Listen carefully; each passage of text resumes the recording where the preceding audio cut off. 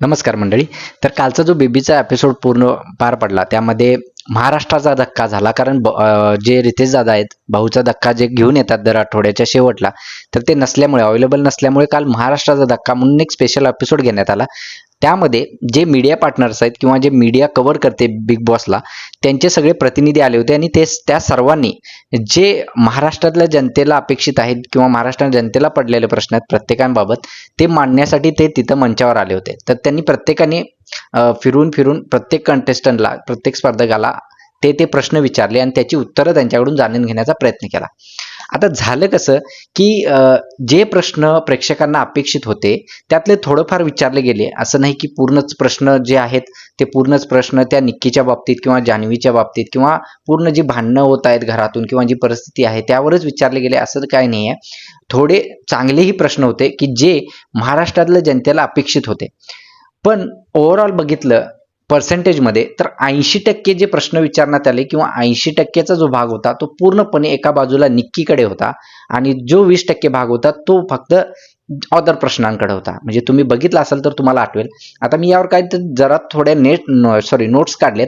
त्या नोट्सच्या आधारे मी तुम्हाला सांगतो की कशा कशा पद्धतीने जे आहे ते फक्त आणि फक्त कालचा शो हा निक्कीवरच फोकस झाला. म्हणजे इतर वेळेला तर निक्की फुटेज घेऊन जातेच, भांडणं करते, कुणाला अपमानित करते, तिची ती स्ट्रॅटेजी आहे, तिला माहीतच आहे कशा प्रकारे काय फुटेज मिळते किंवा कसं मिळवायचं. पण कालच्या शोमध्ये आम्हाला अपेक्षित होतं की 2-3 गोष्टीचा मी उल्लेख करेन या ठिकाणी की आर्याबाबत तर एक तरी प्रश्न विचारला पाहिजे होता कंटेस्टंटना, स्पर्धकांना, की बाबा तुमच्या इतक्या जवळ होती ती मुलगी आर्या, तिच्या ऐकून चूक घडली ठीक आहे, पण ती गेल्यानंतर तुम्हाला तुमच्यात थोडं काही बोलणं झालं का नाही किंवा तुमच्यावर काय फरक पडला किंवा घरामध्ये काय फरक पडला, अशा प्रकारचे प्रश्न विचारायला पाहिजे होते. त्यातला एकही प्रश्न आर्याबाबत विचारला नाही मीडियामध्ये. मला नाही माहिती का तसं झालं. त्याच्यानंतर जे निक्की वागते घरामध्ये, सगळ्यांचा अपमान करते, तिनं सुद्धा भरपूर वेळा जे आहे ओढाताण केलेली आहे, सगळ्यांना घाडून पाडून बोललेले आहे, टास्कमध्ये चिटिंग केलेली आहे किंवा तिने सुद्धा आर्याला एकदा आपण व्हिडिओमध्ये ते व्हायरल झालेले व्हिडिओ त्यामध्ये बघू शकता की ती अशी बोट मारताना दिसते. तर ते सुद्धा एकाही म्हणजे त्या जे आले होते मीडिया पार्टनर्स करून जे प्रतिनिधी आले होते त्यांच्याकडून एकही प्रश्न असा गेलेला नाहीये. आणि निक्कीला विचारताना सुद्धा प्रश्न ती गोंधळेल किंवा ती गोंधळून जाईल किंवा ती प्रेशरमध्ये येऊन अशी काही उत्तर देईल की ती समोरच्यांना आवडणार, अशा एकही प्रश्न विचारला नाही. तिला विचारण्यात येणारे प्रश्न ही तिच्याशीच रिलेटेड होते आणि मे बी घरच्यांच्यावर जे तिनं तिचं जे रिलेशन राहिले किंवा ती जशी वागले त्या पद्धतीनं म्हणजे एकदम सॉफ्ट कॉर्नरमध्ये होती. असं कोणताही प्रश्न तिला रॅश पद्धतीनं किंवा तिच्यावर अगदीच आक्षेप घेता येईल असं एकही प्रश्न विचारण्यात आला नाही. आणि वरून काय झालं आता मी सांगतो तुम्हाला की दर्शना तांबोळी मॅडम होत्या राजश्री मराठीच्या. परत म्हणजे मी नोट्स काढलेत, मुद्दाम त्यांची नावं लिहून गेलेत की कोणी कोणी निक्कीबद्दलच फक्त विचारलं. तर चैताली मॅडम होत्या, निलिमा मॅडम होत्या त्या नवशक्तीकडून, त्याच्यानंतर होते स्टार मीडियाकडून स्वरागी सर होते, दीपिका बावकर मॅडम होत्या मराठी चस्कामधून, तर श्रीकृष्ण सर होते न्यूज 18 लोकमतमधून, प्रिशिता कांबळे होत्या लोकसत्ताकडून, परत लोकमतकडून, चैताली जोशी मटा मी आत्ताच वाचलं ते, तर विनोद गाडगे सर होते, त्यांनी एबीपी माझाकडून. अशा सगळ्यांनी निक्कीला प्रश्न विचारले. म्हणजे जवळजवळ 80% जे मीडिया पार्टनर्स होते किंवा जे मीडियाकडून जे प्रतिनिधी आले होते त्यांनी निक्कीबद्दलच म्हणजे जर अंकिता उभा असेल तर तिला पण निक्कीबद्दल विचारलं. जान्हवीला तर पूर्ण प्रश्न निक्कीवरच विचारले गेले. अरबाजला पण निक्कीबद्दलच विचारले गेले. त्याच्यानंतर आपला वर्षाताई आला तर त्यांना पण निक्कीबद्दलच विचारलं गेलं. तर का बरं ही एकच व्यक्ती तिथं एक्झिस्टिंग करते का, एकच व्यक्ती तिथं राहते का, किंवा सगळ्या ज्या गोष्टी घडतात त्या एकाच व्यक्तीकडून घडतात का, असं का केलं जातं मला हेच कळत नाही. ट्रॉमाबद्दल विचारलं गेलं तर ते निक्कीकडून त्या आणि विचारताना किंवा बोलताना आपण कुणाबद्दल कसं बोलतोय ह्याचाही विचार केला पाहिजे. निक्कीला कसं प्रोटेक्ट करता येईल याचकडे त्यांचा कल होता. आता ट्रॉमाबद्दल विचारलं तर त्यांनी अंकिताला डायरेक्ट हे केलं की बाई तुझा ट्रॉमा हा ट्रॉमा आहे आणि तिला ट्रॉमा असू शकत नाही का, ती तुला असं कसं बोलू शकते. बरं तिनं त्यावर क्लिअरही केलं की मॅडम मी तुम्हाला सांगते की ती एक एक वेळेला असं बोलते की बाबा तुला जर प्रॉब्लेम असेल तर घराचा दरवाजा उघडा, बिग बॉस यांना बाहेर काढा, ही असं म्हणते म्हणून मी तिला तसं बोललो. यामध्ये माझं इंटेन्शन तिचा ट्रॉमाचं किंवा जे तिला प्रॉब्लेम आहे त्यावर काही बोलण्याचा किंवा तिला चिडवण्याचा असा नव्हता. पण ती जे प्रत्येकाला नेहमी जे टोचून बोलते त्याच्यावर माझी ती प्रतिक्रिया होती. त्याबद्दल तिचा अपमान करायचा किंवा तिला काहीतरी त्या ट्रॉमाबद्दल बोलायचं असं काही नव्हतं.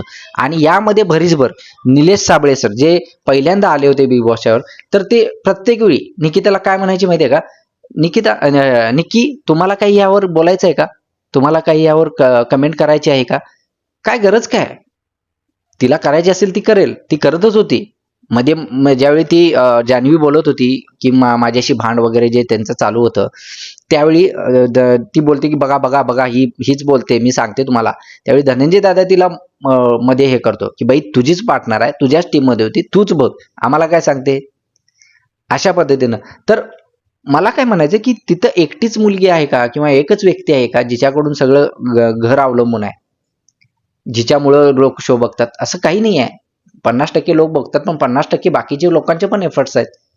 अभिजित दादा किती छान खेळतो, पॅडी दादा खेळतो, धनंजय दादा किती छान खेळतो, सूरज तर मी म्हणतो 80-70-75% लोक बिग बॉस जे बघतायत ना ते सूरजमुळे बघतायत. आज तळागाळातले लोक बघतायत, म्हातारी माणसं बघतायत, लहान मुलं बघतायत.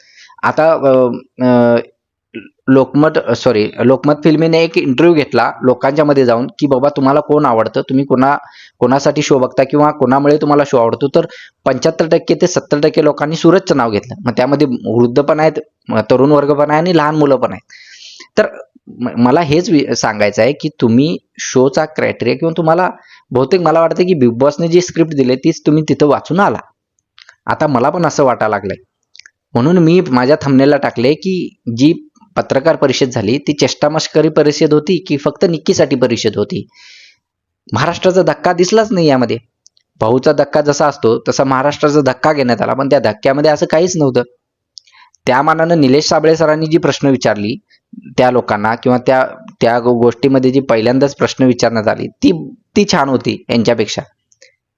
तर मला एवढंच म्हणायचं आहे की जर शो इतका चांगला आहे, शो इतक्या चांगल्या वेने जातोय, इतकं चांगलं घडतंय, तर एकाच व्यक्तीला फुटेज देण्यासाठी आणि सिटिंग अरेंजमेंट पण तुम्ही बघा, म्हणजे बसण्याची नेहमी ज्यावेळी सूरज पहिल्यांदा आला होता, घनश्याम होता, पॅडी दादा, आपलं धनंजय दादा, तर ह्यांना एका कोपऱ्यातच बसवलं जायचं आणि मधी निक्की असायची, वर्षाताई असायची. यांना काय वाटायचं की हे चांगले फेस आहेत, नॉन फेस आहेत, तर हे जर दिसले तर लोक अट्रॅक्ट होतील. पण त्यांना नंतर चूक लक्षात आली की बाबा आपला जो शो आहे तो धनंजय दादामुळे पण चालतोय, सूरजमुळे पण चालतोय, तर यांना पण मिडलला आणलं पाहिजे. मग ह्यांना मिडलला आणायला लागले. तर अजब आहे, म्हणजे शो किंवा शोचे जे काय म्हणतो ते सिलेक्टर असतील किंवा शोच्या जी टीम असेल, तर त्यांना लक्षात आलं पाहिजे की बाबा एका व्यक्तीवर शो चालत नाही, टीम लागते. टीम ज्यावेळी काम करते त्यावेळी शो चालतो. तर सगळ्या टीमला इक्वली तिथं अधिकार दिला पाहिजे. आणि त्यावेळी म्हणजे ज्या आर्याबाबत घडलं तसं न होण्यासाठी ज्यावेळी एखादी गोष्ट चुकत असेल तर त्या ठिकाणी बिग बॉसने इंटरफेअर करणं फार गरजेचं असतं. बिग बॉस अशा वेळी काही बोलत नाहीत, मग नंतर बोलतात की असं नाही, तुम्ही असं केलं, मग तुमचं चुकलं असं, तर त्याचा काही उपयोग होत नाही. ती वेळ निघून गेलेली असते आणि आर्याबाबतीत तेच झालं आणि त्यामुळे एक चांगली कंटेस्टंट, एक चांगली स्पर्धक बाहेर पडली. तुम्हाला काय वाटतंय कमेंटमध्ये नक्की सांगा. मी बोललेले मुद्दे किंवा मी बोललेल्या गोष्टींवर तुम्हाला म्हणजे तुमची मतं काय आहेत ती कमेंटमध्ये नक्की नोंद करा. आणि हो, व्हिडिओ आवडला असेल तर नक्की लाईक करा. आणि जर माझे व्हिडिओ तुम्हाला आवडले असतील, माझ्या चॅनलवरचा कंटेंट जर तुम्ही बघितला असाल आणि तुम्हाला आवडला असेल तर चॅनलला नक्की सबस्क्राईब करा. तुमच्या एका सबस्क्राईबमुळे माझी जी व्हिडिओ बनवायची जी उमेद आहे किंवा उत्साह आहे तो वाढतो. तर नक्की चॅनलला सबस्क्राईब करा. धन्यवाद. जय महाराष्ट्र.